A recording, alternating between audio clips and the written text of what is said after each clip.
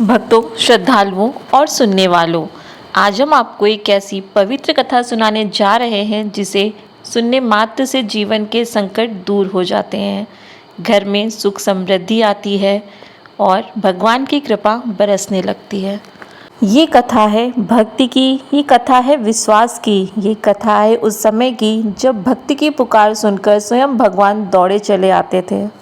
कहते हैं जब मनुष्य चारों ओर से घिर जाता है, जब कोई सहारा नहीं बचता, जब आंखों में आंसू और दिल में भय होता है, तब एक सच्ची पुकार भगवान तक जरूर पहुंचती है। आज की यह पावन कथा हमें बताती है कि सच्चे मन से पुकारो तो भगवान स्वयं आकर अपने भक्तों की लाज रखते हैं। तो आइए भक्तों, श्रद्धा और विश्वास के साथ सुनते हैं अक्षय तृतीया से जुड़ी पवित्र कथा, भगवान श्री कृष्ण और माता द्रौपदी की अद्भुत कथा प्रारंभ करने से पहले बोलिए जय श्री कृष्ण, जय माता द्रौपदी।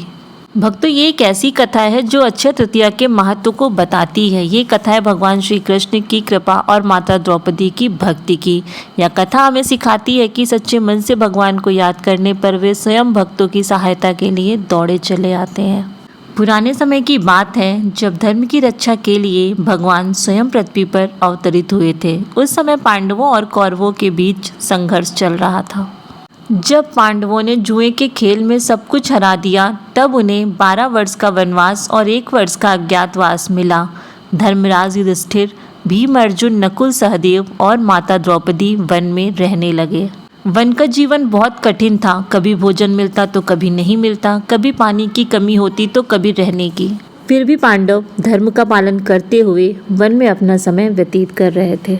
एक दिन दोपहर का समय था, तेज धूप पड़ रही थी। पांडव वन में फल और कंदमूल खोजने गए। द्रौपदी आश्रम में अकेली थी। अचानक दूर से कुछ ऋषि आते दिखाई दिए। द्रौपदी ने देखा कि यह कोई साधारण ऋषि नहीं है, बल्कि महर्षि दुर्वासा अपने शिष्यों के साथ आ रहे हैं। द्रौपदी घबरा गई। महर्षि दुर्वासा अपने क्रोध के लिए प्रसिद्ध थे, इसलिए यदि उनका आदर सत्कार ठीक से ना किया जाए तो वो तुरंत क्रोधित हो जाते थे। दुर्वासा ऋषि आश्रम पहुंचे और बोले, हे द्रौपदी, हमें भूख लगी है, हम अपने शिष्यों के साथ भोजन करना चाहते हैं। द्रौपदी ने हाथ जोड़कर कहा, हे मुनिवर, आप नदी में स्नान कर लीजिए, तब तक मैं भोजन की व्यवस्था करती हूँ। ऋषि दुर्वासा और उनके शिष्य नदी में स्नान करने चले गए।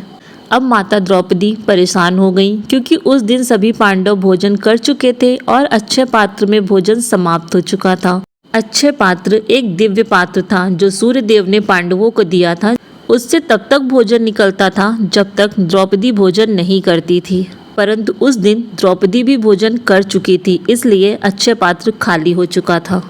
द्रौपदी के माथे पर चिंता की रेखाएं पड़ गईं। वे सोचने लगी, अब मैं क्या करूं? इतने सारे ऋषियों को भोजन कैसे कराऊं? यदि भोजन नहीं कराया तो वे क्रोधित हो जाएंगे और हमें श्राप दे देंगे। ये सोचते सोचते द्रौपदी की आंखों में आंसू आ गए और जब उन्हें कोई उपाय नहीं सूझा, तब द्रौपदी ने भगवान श्री कृष्ण को याद किया। उन्होंने आंखें बंद की और कहा, हे द्वारकाधीश, हे भक्त वत्सल, हे कृष्ण, अब आपकी ही शरण है। यदि आज आपने सहायता नहीं की तो हमारी लाज चली जाएगी। द्रौपदी रोते हुए भगवान श्री कृष्ण को पुकारने लगी।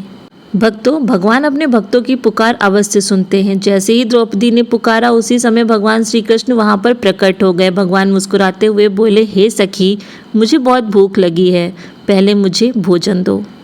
इतना सुनकर द्रौपदी ने आश्चर्य से कहा, हे प्रभु, आप भी ऐसे समय आए हैं जब घर में एक दाना भी नहीं है।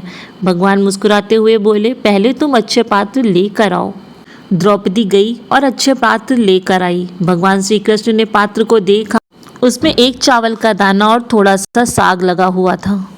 भगवान ने वह दाना उठा लिया और प्रसन्न होकर खा लिया। फिर भगवान बोले, अब चिंता मत करो। जैसे ही श्री कृष्ण ने वह दाना खाया, पूरे ब्रह्मांड में तृप्ति फैल गई। उधर नदी में स्नान कर रहे दुर्वासा ऋषि और उनके शिष्यों को अचानक तृप्ति महसूस हुई। वो बोले, हमें ऐसा लग रहा है जैसे हमने भरपेट भोजन कर लिया हो। दुर्वासा ऋषि ने सोचा, यदि अब हम आश्रम में गए तो हमें भोजन करना पड़ेगा, लेकिन हमारा पेट तो पहले से ही भर चुका है। इसलिए वे बिना आश्रम गए वापस चले गए। जब द्रौपदी को ये समाचार मिला तो उनकी खुशी का ठिकाना नहीं रहा। उन्होंने भगवान श्री कृष्ण के चरणों में सिर रख दिया। भगवान श्री कृष्ण बोले, हे सखी, जो भी सच्चे मन से मुझे पुकारता है, मैं उसकी सहायता अवश्य करता हूँ।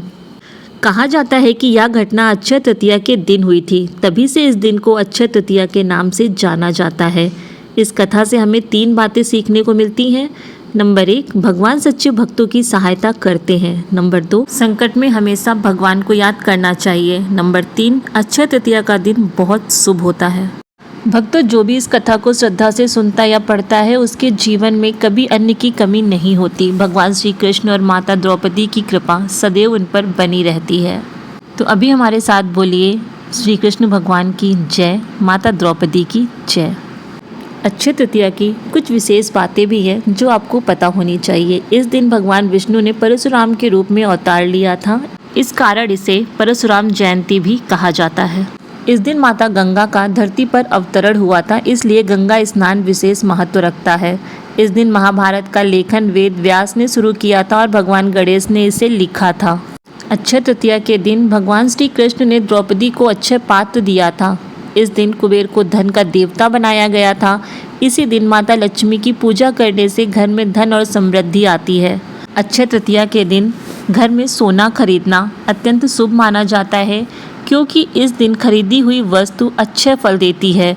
इस दिन से त्रेता युग की शुरुआत मानी जाती है। इसी दिन से दान पुण्य जप तप करने से अच्छे फल मिलता है और पुण्य कभी कम नहीं होता। और सबसे महत्वपूर्ण बात, अक्षय तृतीया को बिना मुहूर्त के भी विवाह, गृह प्रवेश, नया व्यवसाय और शुभ कार्य शुरू किए जा सकते हैं।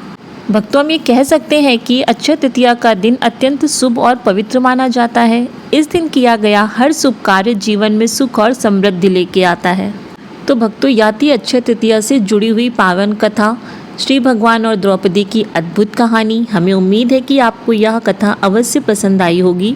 अगर आपको यह पवित्र कथा अच्छी लगी हो तो वीडियो को लाइक करें, अपने दोस्तों और परिवार के साथ इसे शेयर करें और ऐसे ही धार्मिक कथाएं सुनने के लिए हमारे चैनल को सब्सक्राइब करें। आप सभी पर भगवान श्री कृष्ण की कृपा बनी रहे। मिलते हैं अगली पावन कथा के साथ। बोलिए हमारे साथ, श्री कृष्ण भगवान की जय, माता द्रौपदी की जय।